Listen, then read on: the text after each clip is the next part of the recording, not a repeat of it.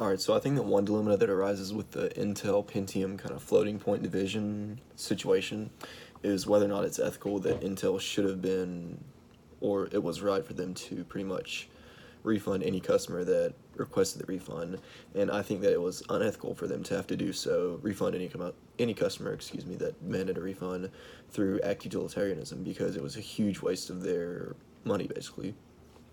So as some context, basically the bug was with their line of processors that were pretty big hyped at the time. They were a big deal. And for very specific division operations, they would produce very minute differences from what should be the correct answer. So just for example, and this comes from Byte magazine, but 1 in 9 billion floating point divisions with random floating point numbers would produce an error in the division, a result that's not right. And just for an example of like how not right the result might be. So if you divide 4,195,835, by 3,145,727, you should get 1.33382. And if you do on the Intel Pentium chips, you get 1.33373. So that's a pretty minute error.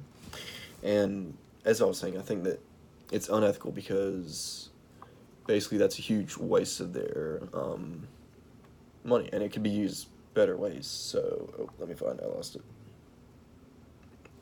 But just for example, this is from the Intel 1994 like year-end report, excuse me, and they spent 3.55 billion in capital, or not billion in capital, but billion in money on R&D, which was up 22%. That's kind of irrelevant, but nonetheless, the money that they lost giving these refunds for the buggy chips was 475 million.